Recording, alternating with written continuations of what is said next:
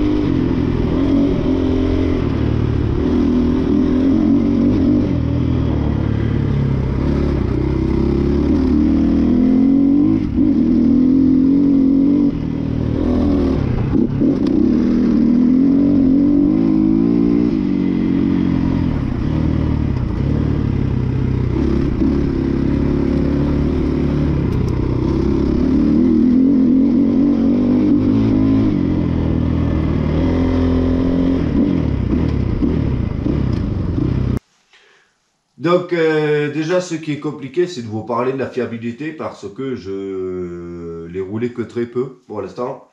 Mais je peux vous parler un petit peu des premières sensations. Alors, si je dois donner 2 points négatifs, parce que je pense que c'est ceux qui vous intéressent le plus, c'est les points négatifs. Après, c'est à prendre vraiment avec des pincettes, tu vois, parce que c'est... j'ai pas beaucoup de retours, mais c'est vraiment pour essayer on fera d'autres vidéos, mais je reçois beaucoup de messages, donc je vais essayer de donner un peu de nouvelles quand même. Si je devais donner donc 2 points pour l'instant que je trouve un peu négatifs, le premier ça serait le poids, voilà, parce que je sais pas combien elle pèse, mais moi ce à quoi je la compare c'est mon 250 CRF, voilà, de 2009. Et on a quand même l'impression qu'elle est lourde. Voilà. Ça, on va pas se mentir. J'ai l'impression qu'elle est beaucoup plus lourde, par exemple, par rapport à mon 250 CRF. Deuxième point négatif, ça serait le couple du moteur. Pour l'instant, le peu que j'ai connu avec, parce que comme je vous dis, il y aura des retours d'expérience plus tard. Le moteur, il manque de couple. Voilà. Parce que moi, j'ai vraiment pris l'habitude de rouler vraiment sur le couple. Et c'est pour ça que je roule aussi en 4 temps. Parce que même si le 2 temps, c'est rigolo, moi, je suis pas très, tu vois, faire gueuler. Et le moteur, il a suffisamment de puissance. C'est pas ça le problème. C'est juste que la puissance, elle est vachement haute. Donc, faut quand même la faire gueuler. Tout ça, ça reste mon avis à moi, hein, mon impression, tu vois. C'est que il faut la conduire un petit peu comme un 2 temps. Voilà. Faut la faire tirer un peu, sinon tu es obligé de mettre des petits coups de sirette. Parce que dès que tu tombes vraiment dans le bas régime, tu sens que là il manque quelque chose. Tu vois. Donc genre quand tu arrives dans un virage, si tu n'as pas bien rétrogradé, un petit peu comme un 2 temps, mais pas aussi impressionnant que sur un 125 par exemple, où vraiment il n'y a rien. Mais si tu n'as pas tombé le bon rapport quand tu arrives dans un virage, au moment de vouloir sortir du virage pour par exemple attaquer un saut, eh ben ça va manquer, tu vois. Tu vas être obligé de mettre des coups de sirette, tu sais, des coups d'embrayage. Donc il faut la faire rouler dans les tours. Donc moi, pour moi, c'est un point négatif, mais enfin, ça reste, voilà, tout est relatif. Je pense que c'est juste une habitude à prendre. Donc ça, c'est les seuls 2 petits points que j'ai trouvé pour l'instant. C'est vraiment cette impression de poids, qu'elle est lourde, et ce manque de couple. Parce que, comme je vous dis, encore, je la compare à mon 250 CRF. Moi, ce que j'attends surtout, c'est de voir dans la durée, la fiabilité dans la durée. Le moteur, en soi, il ne me fait pas trop peur parce que c'est des moteurs qui sont utilisés dans des pays hors Europe, là. Et quand tu vois ce qu'ils font avec, tu vois, ils montent à 5 dessus, ils transportent des vaches et tout avec dans des endroits, voilà. Donc je pense pas que ce soit des moteurs fragiles. C'est des moteurs qui sont pas très poussés. Parce que je pense qu'en termes de puissance, c'est beaucoup moins enfin, ça a moins de puissance que mon 250 CRF par exemple. Pour à peu près la même cylindrée, même voire un peu plus gros, tu vois. Donc c'est des moteurs qui sont pas très poussés, donc forcément pas très fragiles. Après, oui, ça reste de la chinoiserie. Voilà. Donc la boîte de vitesse, tout ça, est-ce que ça va tenir? C'est ce qu'on saura dans le temps. Mais moi, ce qui m'inquiète le plus, c'est genre la partie cycle. Genre la fourche, l'amortisseur, les biellettes.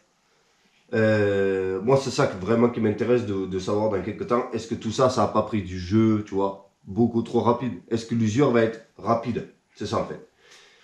Non, ceci ne vaut pas un CRF, mais que ça soit en termes de qualité-puissance, voilà, mais ça ne les vaut pas non plus en prix. Donc c'est ça, il faut quand même se remettre les choses en place. Tu peux acheter 2 motos comme ça au prix d'un CRF. Donc faut faire des comparaisons qui sont quand même raisonnables, tu vois. Moi, je suis conscient de ça parce que j'en ai acheté plein des chinoiseries. J'ai roulé en dirt, machin. J'ai eu j'ai vu des YCF, j'ai vu des Bucci. Donc tu peux comparer, mais aussi tu sais très bien qu'une Bucci par exemple, ça va aller plus de 4000 €. Tu pouvais acheter deux YCF ou d'autres marques, tu vois, au même prix. Donc tu peux pas non plus comparer, tu sais, une Clio à une Mercedes. Tu peux acheter deux Clio au prix de la Mercedes, donc ne t'attends pas à avoir une Mercedes. Mais là c'est la même chose. Autre chose qui est compliquée quand tu arrives au terrain de cross avec ça, c'est que tout le monde vient te voir. Et soit il faut que tu te justifies, soit il faut que tu t'en branles complètement. Parce qu'ils arrivent tous, comme la plupart dans les commentaires, en mode oh, c'est quoi cette chinoiserie, t'as pas peur, ça va tomber en panne, c'est sûr c'est de la mauvaise qualité. Tu vois, ça y va les critiques, ça y va, ça y va, ça y va. Après, comme moi je dis, oui c'est de la chinoiserie, mais il faut tester avant de juger, tu vois. Parce qu'ils font, eux aussi ils font des bonnes choses maintenant. Tu...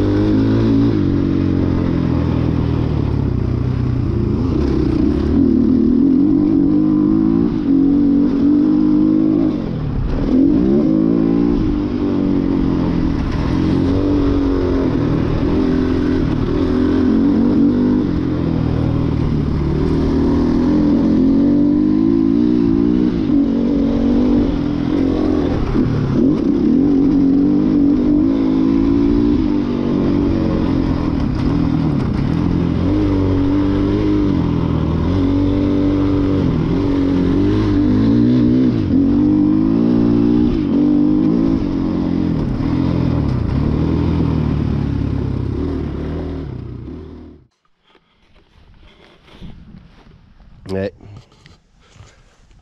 Elle était neuve, hein. Bordel de Dieu. Qu'est-ce que j'ai fait comme connerie?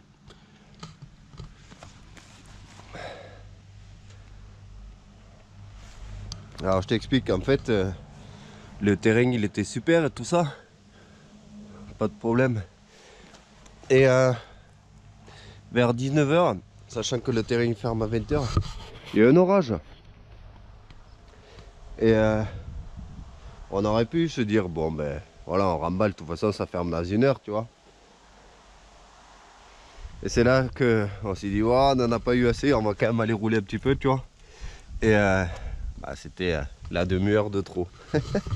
Bon après c'est fait pour, hein. Mais quand même, tu vois, pour une moto qui sortait du carton, ça fout un peu les boules, hein. Un tout petit peu. Donc on va essayer de la laver, on va essayer de la carchériser, j'espère que ça va aller. Surtout que je l'ai laissé pendant 2 jours, donc du coup c'est bien sec, c'est un peu la merde. Allez, on va essayer de nettoyer tout ça, que ça soit neuf à nouveau.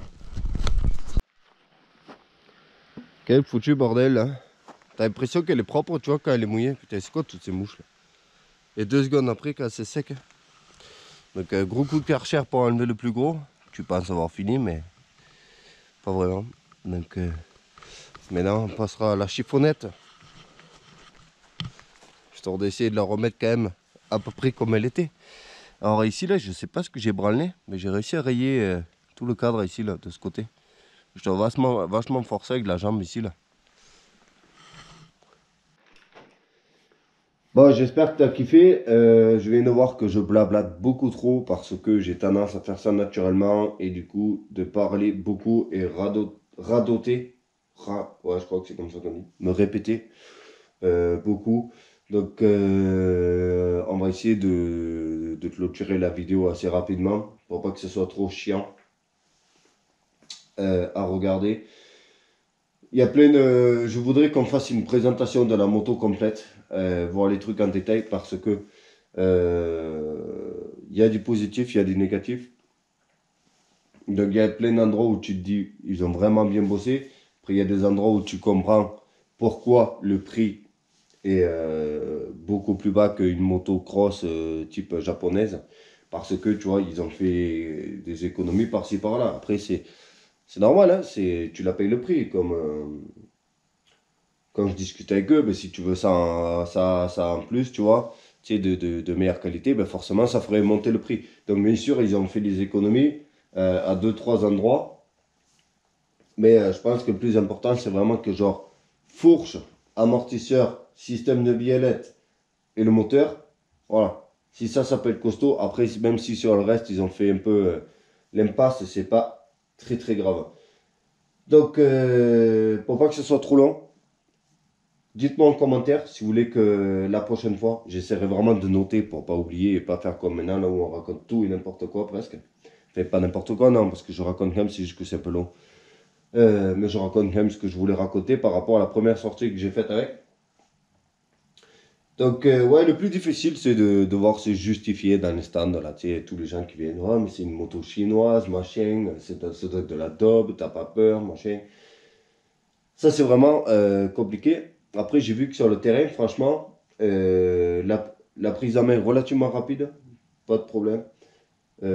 C'est vraiment agréable d'avoir le démarrage électrique. Moi, le kick, c'est ouais, c'est vraiment agréable d'avoir le démarrage électrique. Il y en a plein qui vont dire que c'est normal, mais pour moi, dans mon monde, c'était pas normal. J'ai toujours démarré au kick, donc là, c'est vraiment agréable, tu vois.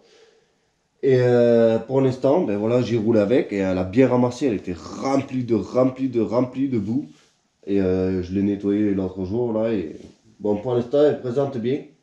Il n'y a pas de fuite d'huile, la fourche ne pisse pas ni rien. Donc voilà. Dis-moi en commentaire ce que tu en as pensé de tout ça. Dis-moi si tu as envie qu'on fasse vraiment une présentation en détail. Parce que pour l'instant, tu la vois, mais je ne t'ai pas montré vraiment ceci, cela, machin. Si tu veux qu'on fasse une présentation en détail, que je te donne mon avis, parce que ça reste un avis d'amateur, tu vois. Mon avis sur ce qui est des bonnes surprises et des mauvaises surprises. Et voilà, tout simplement. Te dire, ben ça, putain, là, ils ont bien fait, tu vois. Et te dire, ben là, tu vois qu'ils ont fait des économies.